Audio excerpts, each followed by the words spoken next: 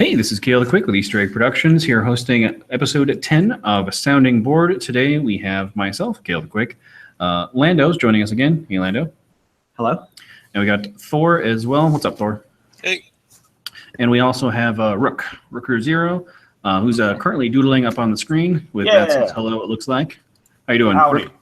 I'm doing quite well. I'm Rook from Tandem Gamers. I have my own channel over there. Yeah. Shamelessly plug myself right at the beginning, and then we can go from there.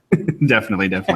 So Rook, we worked on a game in the past that came out, Doran's Demons, and now he's going to be helping us over here at Easter Egg Productions because who doesn't love just making random stuff?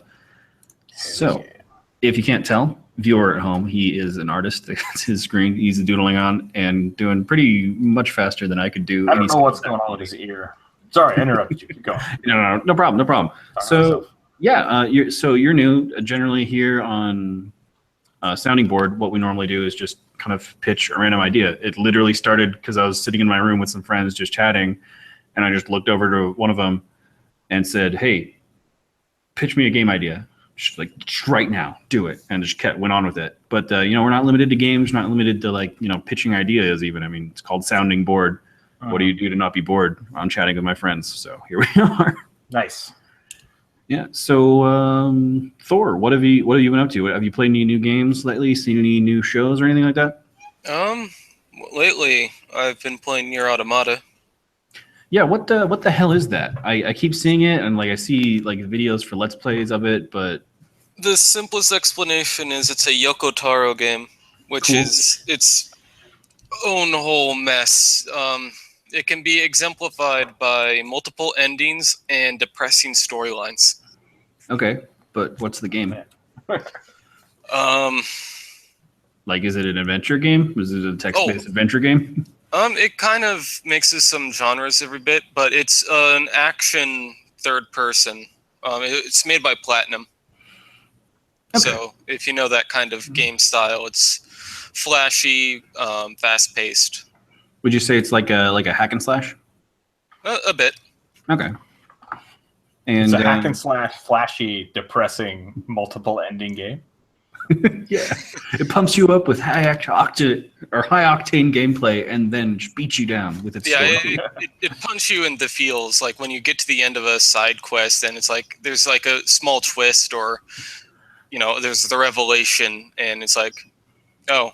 No. Okay. Did you ever play Cave Story? That sounds kind of that direction. I've heard played of a little bit. What was Cave Story? Cave Story, you're a little tiny robot, and I don't know if your girlfriend got kidnapped or you got kidnapped, but you get thrown in a cave and you kind of have to just dig your way out. But all along the way, every mini boss you fight and every boss you run into, it's like this tragically destroyed character, and then they feel bad about getting destroyed by you, and then you feel bad for them, and you're like, I don't know what I'm doing anymore. I'm just running around. So it's definitely an interesting game. It's worth playing if you can get it for $6. No, that's pretty cool. What about you, Landon? Play anything? I haven't played any games very similar to that. Closest I can think of is Landon only likes the upbeat stuff. Pretty far. Yeah, that's I would say a little bit different. I mean, it's still a good game, and that's one that I've played. I haven't played Cave Story or the Nier. Was it Nier Automata? Yep. Okay. So, what shall we discuss today? There's new games that have come out. Obviously, the new Legend of Zelda. That's a big one. I don't know if that's really on the depressing. This one? No, I don't. That doesn't look like Zelda at all. What are you talking about? That was a bad spoil. Actually, that's weird. My screen is locked. Spoiling everything. Yep. Warning: elephants. Well, I can put the story together completely from that. So, geez, man, God. Landon, what kind of brushes do you use? Yeah, you do art. Yeah, I tend to either just use a completely solid brush with a little bit of taper with brush pressure, or just an airbrush. Oh yeah, I've been recently trying to use the airbrushes more, but I'm also trying to branch away from. What is wrong with it? There we go. Trying to branch away from line art. because I love it so much. But yeah. Yeah. So, Nick, since you're the new one here, why don't you pick the genre? We should come up with just a simple idea, but should it be a game? Should it be like a show? Not a game show. Those are forbidden ever since the uprising. And let's see, you got other genres. Gio, what kind of genre thing should we talk about today? Yeah. Man, that's a tough one because I could just say, like, let's make a TV show about fruit. Done. But TV show about fruit. But alternatively, you guys have come up with a lot of really cool ideas recently, right? Yeah, I mean, that's what we do bi-weekly. Yeah. I mean, some ideas are better than others, and other times we accidentally stream PlanetSide and get carried away. Can we hear about some of your progress with any of those ideas? Like, have you taken any of them a step farther than the? Yeah, actually, Lando and I have actually recently been working on what was episode 1 of Sounding Board, where we talked about what became known as Gay Harem Show, which was just trying to subvert a bunch of overused anime tropes in a humorous and very Western way for what was kind of normally the Eastern, audience, Eastern show and tropes, that type of thing. And we don't have a person that can really do 2D animation, so we can't really make an anime, but Landon and I can both do 3D stuff. So that's what we're trying to do. We're trying to do like the show RWBY, where they did everything's kind of done in 3D, but it still has that the line renderers and has the toon shading or the cell shading, whatever the kids are calling it these days. I hated that show. Yeah. I love the concept. Like artistically, like I'm really glad they did it that way. I really want to see what you can do with kind of 2D cell shading, but at the same time, I feel like they kind of got muddled over with it. Like I don't know if it was because so that was done by Rooster Teeth, right? Yeah, that was Rooster Teeth, and Monoyome was the big kind of moving force there. I thought it looked really good. I wasn't like a huge fan of the plot, but yeah, that was kind of my problem. Is it was really hard to actually just watch. It was like being 2 seasons in. It's like, oh look, a story. it finally reared its head. What are people's thoughts on cell shading? I used to think that it actually was simpler and saved processing power. And that might be true, but not to the level that I thought. I mean, it's cool, but like for a video game, the first cel shaded video game that I remember was 13, I think, for like the Xbox One, and it kind of really ran with the comic book aesthetic. Like when you got a headshot, like comic book panels would pop up in the corner, showing the guy falling down and going, and that was really, really cool because they artistically kind of played into the comic booky looking nature. But sometimes it can just get a little bit too busy. Yeah. Like, I don't know. I mean, well, obviously you're an artist. If you were to draw, like, I would say, hey, draw an attractive person really quick. You would, yeah, it's beautiful. Oh my God. But usually you kind of just forego a lot of the extra bits. Like you're not in there drawing every single pore on someone's face or every single crease on someone's face. But so like the term easy on the eyes is what it kind of happens and applies there when something has that cartoony nature. And if you get too much detail in your cell shading, like the audience will see it and think it's a cartoon, but all of your detail will make it not look so pleasing if you don't really put the time into it, right? Like a couple things in Borderlands. Yeah. They kind of got a little bit carried away with it. I mean, the game still looked great and it was fun, but artistically, I kind of didn't look as good as it could, I think, with the cell shading. But if you take into account and you keep things simple, I think it can be really, really pleasing. Thor, have you played any cell shaded games, or do you have any thoughts on like just how it looks? Because I know you watch a lot of anime, and they've actually recently been doing that more and more often in the medium. Yeah, it can be a mixed bag depending on how well it gets implemented. If I recall, one of the big ones was Wind Waker. Yeah, that's what I was thinking. And that got a lot of flack. Yeah. At least when it initially came out, and then people were like, "Oh no, this is actually pretty awesome." Oh yeah. Yeah, I think now it's the gameplay was solid enough that the initial kind of like, why does it look like this, actually became endearing later on because you got so used to the aesthetic of it. And then the HD remake was awesome. That's definitely a benefit if you do it right. Because I think by setting yourself into kind of the cell shady nature, you lock yourself. When you're doing it right, you lock yourself into kind of an artistic and an aesthetic path. So your game ends up looking aesthetically good. So when you come back to polish it up, everything already looks good. You just kind of have to, make the lines a little finer. Yeah, you get a degree of timeless artisticness because it won't be outdated. Yeah. From new engines.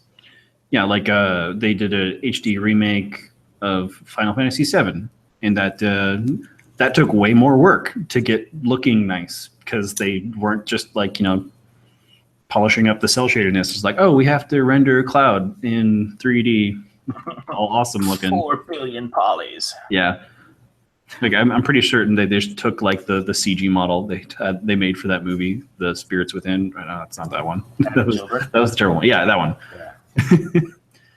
Computers just get so much more powerful. So, like I remember seeing the cutscenes for those old games, like in the '90s, and be like, wow. Cloud on a motorcycle. You're just like, that's such a badass. I wonder if one day computers could actually have games that look this good. Nah, that's probably impossible. And here we are messing around with Unity and Unreal Engine 4, and it's like, oh wow, this looks way better than those cutscenes forever ago, which is why we're making a harem show using the same technology.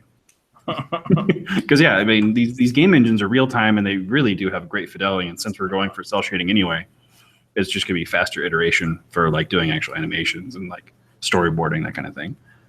So Landa, what's your opinion on like the whole cell shading type of thing, like in terms of video games or in terms of like a movie or a show? I like it a lot. I actually probably tend to overuse it a little bit in a lot of what I do in Unity. I think some of my favorite games though, like to this day visually, are like some of the early Legend of Zelda or like Fable. It's not quite cel shaded, but just that like cartoon look. Yeah, no, Fable did definitely go kind of in the cartoony path. I mean, it wasn't cel shaded, but I mean, the proportions of everybody in there were definitely cartoony.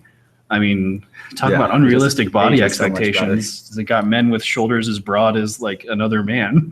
Yeah, I think they really tried to go for the Blizzard aesthetic, and it didn't. Yeah, personally, I kind of feel bad that like the Blizzard aesthetic caught on so hard because like their entire aesthetic was built on being able to tell which unit is which from like a mile in the sky, because like real time strategies and stuff. So everything is all super exaggerated. And then they... Are you complaining about pauldron sizes? Yes. So good. I am. It's hard to wear pauldrons that big for cosplay. I just like small. I prefer spalders. Nice. They're small. Just, gets the job done. They aren't big enough unless they can also double as a helmet. I just raise my arms and my head is completely encased. But yeah, there's just a lot of artistic ways you can go. And again, if you play into what it's going to happen. Because I mean, Warcraft 3, all the other Warcraft games, the RTSs look great. But then you go down there and like get into, closer to a first person view at it in like World of Warcraft. And then you starts to kind of be like, what is going on here? And then you get pauldron creep, I guess. More and more flamboyant and over the top and big. And then of course this is how you get even more big, like guts or cloud sized swords. Speaking of guts, Thor, you've watched the anime for that, the Berserk, I think it's called. Yeah, Berserk. I have not watched the anime. I've read the manga. Okay, because I think I saw a couple times they did the 3D kind of anime cell shading thing in there, and I heard it got criticized pretty bad for that. It was bad. It was bad. Apparently, from what I heard, the movies were better in that regard, but the show was pretty bad. I mean, that show came out a long time ago, and they really... Well, there were two shows. There was the original in the 90s, which was classic animated style. Yep. And then there was a more recent anime season, which is all in cell or 3D. Oh, you're right. Man, I totally just mixed those two together in my head. Yeah. That's really weird. Because was it the show or was it the movie? Like, was it minisodes or was it? I thought there were two. 2. Let me do a quick lookup. Yeah, because I thought they redid the cartoon, which was a mixture of the two, but it might have been completely 3D. Now that I think about it, there were some really, really bad camera angles with that show that really, really just pissed me off.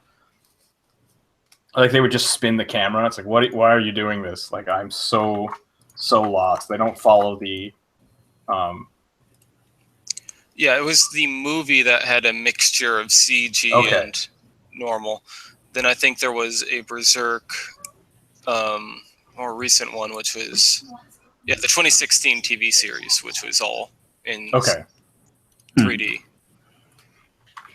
All right. Well, I think, because obviously the Gay Harem show, which we're calling Gladius now for like story reasons, I guess. It's like we're not a super experienced studio, so I think we should we pick one and stick with it. I think it'd be really nice to actually go through the process of that. Like we just have a development blog for it. We tried to do that with Darwin's Demons, but we really fell behind when it came to the blog. Yeah, no, doing that kind of stuff. Especially when you really care passionately about like what you're doing, and you're like you get in there and you do it for hours. I'm here in my office on the weekend, and I'm going to be here till like 10 or midnight, and I'm going to be working hard doing whatever the heck I'm doing. And when I'm done, I'm not going to be like, oh man, I'm so tired, I should tweet about this. I'm going to be like, man, I'm so tired, I'm going to go to sleep. And then it can also be hard just thinking back, just like, okay, what did I even do this morning? Yeah. Or like, did it look bad? Do I really want to show this off to the world? That too. Did I make good progress? Like, are people going to make fun of me? I don't know. So do you do that type of stuff? Do you like blog or share your progress with projects you've been working on? I used to have a whole design blog that I would follow my sculpture projects and my art projects. And I kind of fell away from it because I was working so much. Yeah. As I was saying with Darwin's Demons, we're like, oh, we have a writer. We'll just have them continuously build the blog, which I actually don't know how much of that got done because even as a designer, I didn't get to read it very often. Yeah. And we had a science blog, which was pretty good. Yeah. But I think those are really good outlets to kind of keep track of what you're doing, as well as let people kind of participate, right? Because you're like, hey, we're working on this shader. We're trying to get this going. And then other people might chime in and say, hey, that would work better if we did it this way. And then you're getting great feedback from I can see people I can see the benefit there, like where that could work and where that would help out. But with a story and a show, like it's kind of, again, because this is our first time trying to do this, like how much information would we want to share? Because I'm naturally kind of a more not sort of sharey person, at least with the public. Obviously, I talk to you guys about my ideas all the time. Like, ones we come up with on Sounding Board, ones from elsewhere and stuff. But like with the public at large, especially in a story where like I want there to kind of be some twists and turns, like how much do I want to put out there? How much are people going to infer? I think a good example of one of those is like Rat Queens. You ever read the Rat Queens comic? No, never pretty good. It's basically the concept is it's a comic book about a D&D campaign, but it's is it 4 women? I think it's 4 women, right? I think it's Squid Lady. No. the sorcerer. The sorcerer and the dwarf. Yeah, it's great. But so their social media presence is awesome because they're constantly tweeting out like, hey, we're here's some art that we did on the weekend for no reason. We're doing promotional stuff. We're going to be here. And they went through some issues with actually their artists themselves. And so some people got fired and new hires, but because they kept talking about it and kept keeping people up to date, and asking questions and like, what do you guys think of this new spread we're doing? I thought that was really cool. And it was fun to follow them. And then when the books came out, you're like, yeah, I kind of participated in this, and it makes me feel really good. Yeah, I could So- definitely see that kind of thing being beneficial, especially so- for Gladius. yeah. So I wouldn't like, here's our storyboard for the next episode, but at Yeah. the same time, like, Here's the here's script. a panel, yeah, or well, not even that, just like, Yeah, well, let me do that for like, because one of the things I wanted to do is take a couple of our different show ideas and then just make Mhm. like the first episode, kind of like just make pilots, like really, and then see Sure. which one people like, and then go from there. yeah, So- that'd be cool. Yeah, maybe do something like that, and that actually give us something to put on our website, because our website is currently lacking in terms of quality and content.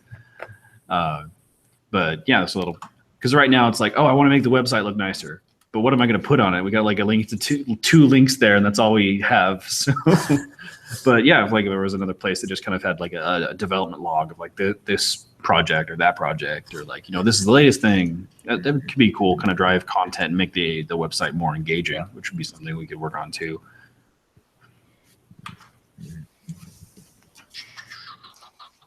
Right. So what type of stuff do you normally like to draw, Nick? Obviously, you're Well, drawing now. I started with a space helmet because that's what I love.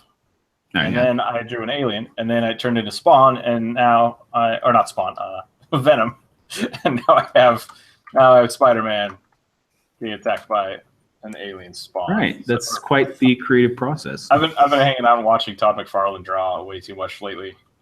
Oh yeah, that's how I learned. I need to doodle more myself. I try to be a jack of all trades and terrible at all of them. On that note, not your note of being awful, but watching people. Todd McFarlane also does a great job. So you guys know who Todd McFarlane is, right? I've never heard of this person. He's the guy that draws Spawn, and he did the original concepts for Venom, He's a comic book artist. comic book artist. Okay. And he also makes McFarlane Toys, which makes all the really high-res, badass Spawn action figures. If you've seen a sweet action figure of a comic book or superhero, most likely McFarlane Toys did it.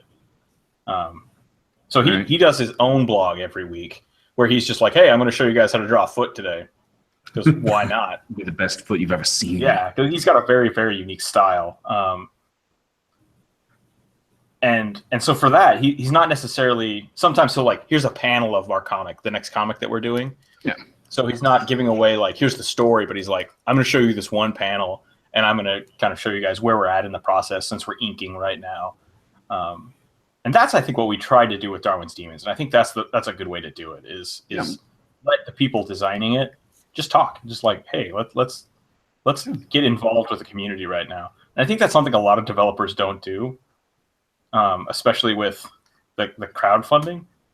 Yeah. Like, Throwing out little snapshots. Yeah, like development snapshots. Of Yeah. Like what's been, Like, what's been yeah, going just a small little like corner. Like Yeah. there's some people that do it really well.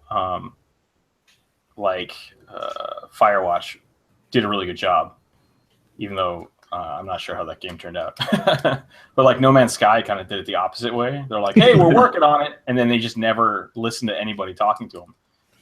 Yeah, that was a huge fiasco. Yeah, and so I think that's kind of a good way to move in this kind of process where you're working collaboratively with a lot of people. That and I think Barry might have disagreed with me with this about letting too many people in on the project, even if they're not. That's a true name. No, Barry's never been on the show before. Also, his other name is a darker, more evil name. But yeah, so for Easter Egg Productions, that definitely seems like something that could work out for us, because we do want to build a community. I mean, one day maybe we'll be cool enough to have our own subreddit, but that's the dream, isn't it? Every company's dream. I have a subreddit. You get out of here. Shut up. I'll fight you. It's got 4 people subscribed to it. So Nice. Yeah, I don't actually do Reddit that much, and I'm actually not really a comic book person either. Like, I'll read one if someone like hands it to me and says, "This is amazing. You need to see this." But I mean, I don't really seek out comics really. I'm just like, oh, cool, that's a nice storyboard. Let me know when it's like, when they take this storyboard and turn it into a show. But that's just how I am. So honestly, we could actually do that. Like, just have our make comics for all the stuff that we're working on, because that's like doing the same thing there as making a storyboard and to doing the script and getting it out and drawing concept art. I would disagree with that. Okay, well, then tell me a functional difference between a storyboard and a comic. Time, lots of time. Storyboards are really rapid and really Okay, now, loose. could you Whereas- use a comic as a storyboard? You could, but a good comic Done. My point takes a is lot of time. Yeah, it does. Well, and also I believe one of the other key differences is with comics they are paced for the comic, but with True. a storyboard it's more for the visual Yeah, elements, and so there's a little bit more details. true. You would pace it for whatever target medium you're going for, like Yeah. movie, show, TV. But I think I've yelled at Landon for confusing those two a few times. So have a lot of my teachers. Yeah, because I'm like, all right, I want something quick, and I want this. Here's an alien, and he's gonna be like, rah, and a guy over here is like, oh no, that's terrifying, and Landon's like, I'm gonna draw this right here. This is gonna be the coolest hand. It looks great though. yeah, it does. But we need like 50 of them by tomorrow. Yeah. But I think that's kind of the big thing. You definitely you can create storyboards for a comic, like you absolutely should. Create panels and shot lists are great, and so I think that's something that we might be lacking as like us. I can't speak for Thor. But the three of us, we like to jump into things a little too quick. I So can assure you, Thor can definitely not draw. Of all the things I am certain of, this is the only one. But no, like even in programming, which is what Thor does, Thor and myself mostly do that. You can get kind of carried away in that same type of thing. Yeah. And I don't know if it would be in the same kind of vein, but usually premature optimizations are pretty bad because you'd be like, oh, let's get carried away, making it try and run faster and faster and faster before you even made anything. Before you even got it functional, it's like I'm going to I need to use this data structure because yeah. when it scales to thousands, it will start to run slower, and so you start overcomplicating the design. If I have a few billion of these, it's going to get really slow. Yeah, but dude, you're making a program that just like does one text command at a time. What are you doing? It'll be fine. And it will be on human time. Yeah. But yeah, no, so that's like the same thing. Easy to get carried away in small things, especially when like you kind of get past the point of being good enough at your medium, programming, art, whatever, and you can see where you're going. Like you start to be able to plan ahead really. And so you get stuck into like, oh, I'm going to make this, and then I'll make this, and this is going to build on this. It's great, and you've only drawn and or programmed one hand. But I think dev blocks are a good way to kind of get around that, because then if you start going too fast, people are like, whoa, what about these things? And you're like, yeah, I should have storyboarded that more. yeah, Like it's obvious that something's not working in this comp. and they can have some downsides though that you do need to be prepared for. I know there was Wolfire Games who were making a game called Overgrowth, which is a rabbit boxing simulator. Yeah, awesome. A rabbit arena fighter, but Yeah. also open world a little bit.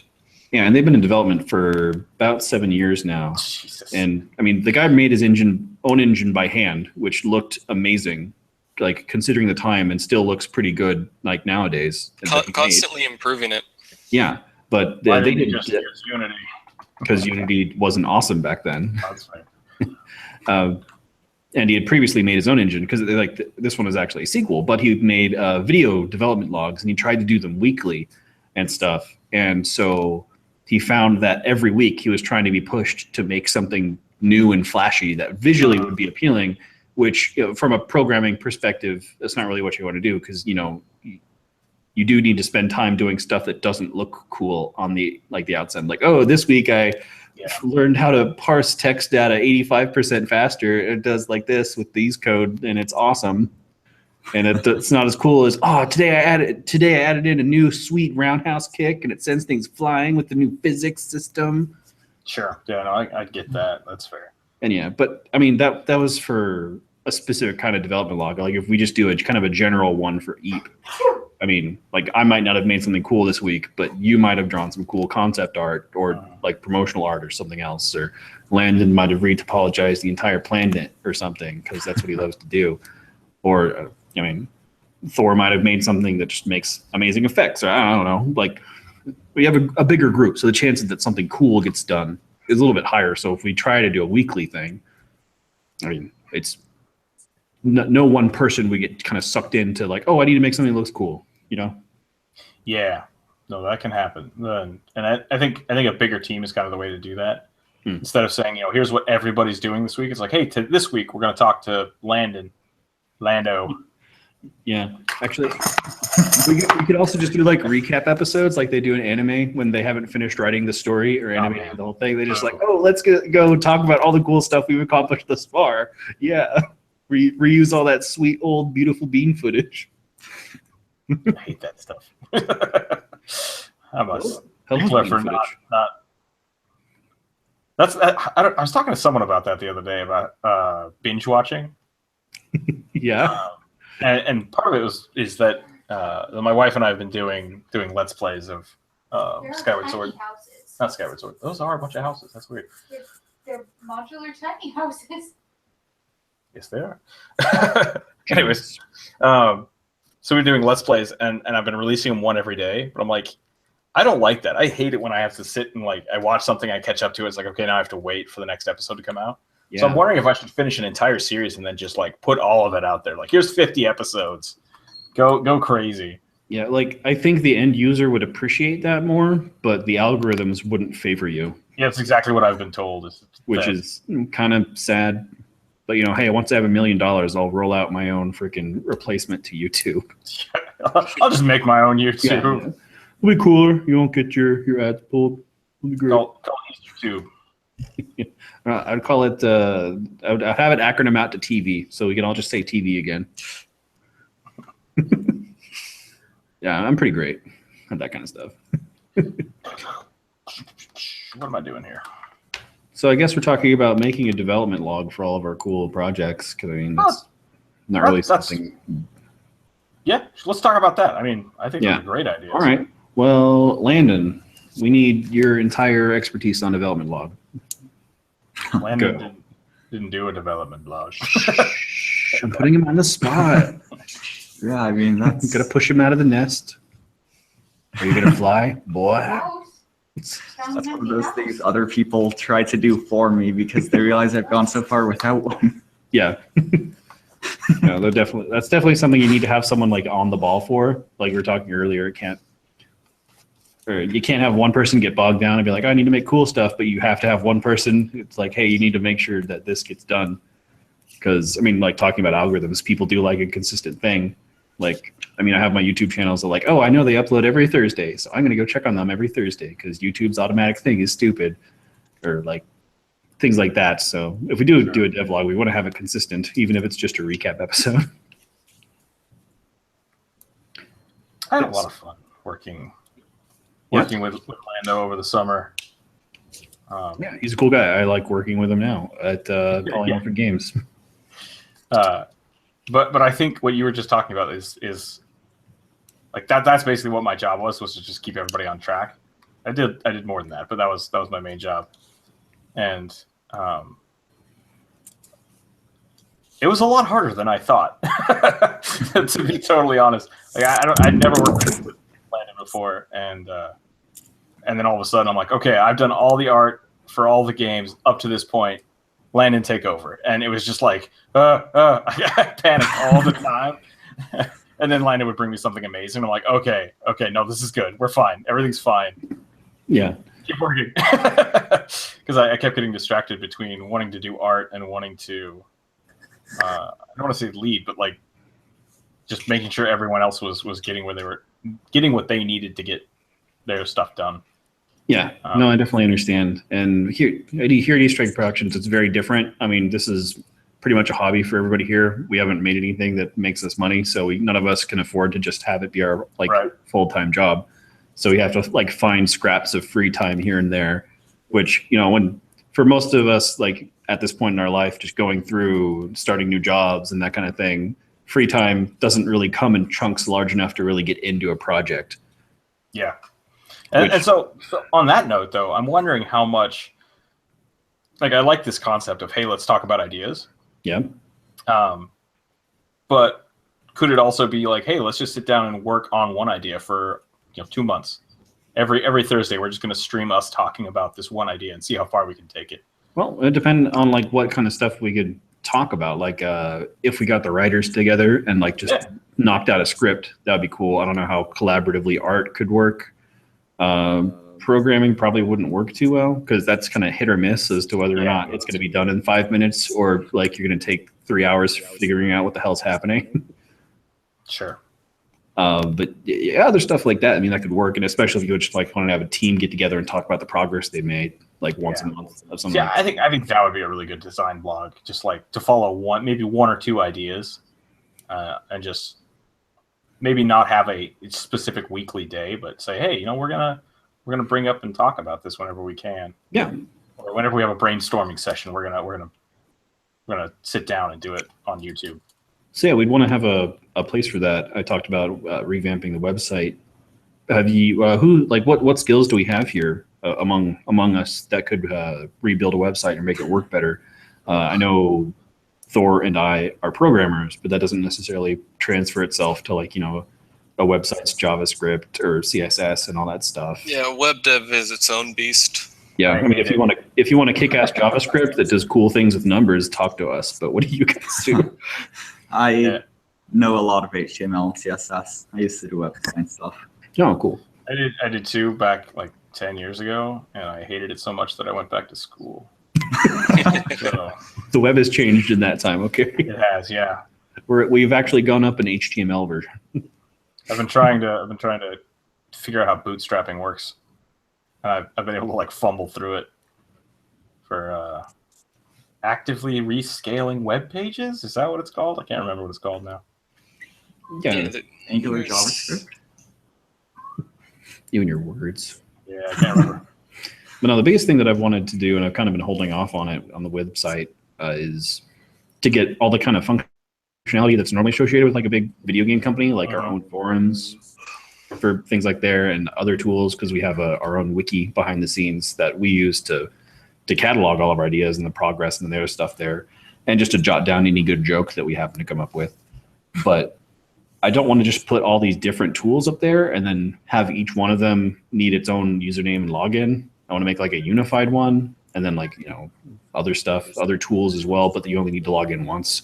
And I'm not good enough with what web development type things to That's get database management, isn't it? Depends. Do they all use a database? Cat. Yeah. You need to calm down. Tone it down. Other than that, just a web page with like a development log, or just some web pages that are like the public face of one of our ideas. Like if Gladius had its own show, or Blaster Girls, or like if one of those had their own page, and like linked to like its posts on development log, showed off concept art, and should any one of them release, have a link to the Steam page or something. That'd be cool. And as for that, do you think you, Landon, would be able to do that? I mean, we're not talking anything too fancy here, and there wouldn't be any ads because it's not ad supported. So we wouldn't have any of those problems where like the page loads and then you start looking for something, and then you're about to click and then an ad loads in your way. Because that's the fucking worst. I hate that with like websites these days, especially when you're scrolling through and then you like get to the block of text you're reading and then all the ads load in and it like shifts down. I hate life. Yeah, I think that's something I could definitely tackle. I think that if somebody else were to kind of block out what they want and then I just went in and made it look pretty, that's what I'm better at. Yeah, do some like yeah, well, I could probably do some comps. blocking. That would work really well. Cool. So what you working on there? Wings. I have no idea. I was thinking about Blasty Girls and I just started going. Yeah, so like the helmet looks like Blaster Girls, but the chest piece reminds me of the Master Chief from Halo. Yeah, I was actually thinking about Master Chief right there. Which is awesome because this is Easter egg productions, so just put in all the Easter eggs. I need more references. More. Done. I like guns. Freaking cat. Yeah, he's going crazy. I probably need to go feed him. Yeah. What? All right. Well, hey, actually, working on some sort of development log, and we're revamping the website. It seems like we do have the skills for that, and hopefully, it'll be fun for us. So we didn't really talk about any sort of fun new creative thing, but you can't just keep adding ideas onto the pile. At some point, you have to actually make a couple of them, work on them, and then make a development log online for. Well, I think project management and project kind of collection, I think, are something that's not talked about a lot. And so a lot of people, especially creative individuals, will just kind of go off with it. Like, I'm going to do this. And then like, oh, that'd be really cool if I did this. And then you just have so much stuff that until someone says, you need to sit down and organize this in a way that you can kind of move in. I think you started that greatly with the website you have. Yeah. Well, thank you. But it's still ballooning, right? It's still going crazy. So we need to. Yeah. Well, that's the problem. Is that like, even now that I know how to program and I know how to make a lot and implement a lot of these things, I just have more and more ideas. Like, oh man, it would be cool if this, or oh man, if we made an RPG that didn't work like this, it'd be great. But I don't have 80 hours a day to do all. So yeah, you're right. We do have to like focus on one thing. And hopefully we'll do that with Gladius shortly. Hopefully we'll be able to get a pilot made in the next few months and work out a lot of our kinks on, just how to do that. Because a lot of time when I make something, I try to set it up in a way where it's faster to do it later. I would start with a script. I wouldn't. Oh, you already have the script done? We have it blocked out. I'm waiting on some of the writers to get back and talk about dialogue and how it's going to flow. But we had a meeting on that to get the script done for episode 1 of Gladius. Very cool. Okay, yeah, you're moving along then. That's great. Yep. We're just going to need some concept art. So if you could just learn how to draw anime in the next 30 minutes, that'd be great. Aha! My God, he's a prodigy. Then you got to get the crazy hair. Ah! Yeah. Yeah, there we go. We can 3D model that. No problem. Actually, I'm kind of curious. I haven't done that since forever. Yeah, I have specific tutorials and books that I've looked at. But again, with Gladius, we're trying to copy a very specific style, specifically to make fun of them. So, I mean, all the concept art's already done. It's just copy this thing because. What kind of hair should this person have? Blue. The blandest possible. Yeah, there really are a lot of troped characters. and yeah, that's what like we talked about it in episode 1 of Sounding Board, where like the entire project was inspired by a 6-hour-long person like ranting about all the stereotypes and how they're like epitomized in this one show that's just so stereotypical. You'd think it was making fun of the stereotypes if it wasn't so terrible. And more specifically, it's like criticizing the types of shows that come out of a single studio. Yeah. That's interesting. Yeah, you should go watch episode 1 and also Digibro's gigantic series on that, which is cool because it wasn't just him ripping on it and like repeating the same thing over and over again. He actually did get into like why it's like this, why it's not super interesting, how it's made behind the scenes, how other studios make it, and how tiny little changes could make it like 6 times better. Gotcha. Getting lost here. Yeah, I think we all are. But you know what? It's been great talking to you guys, but I don't think we are sounding bored anymore. Y'all have a great evening. Oh.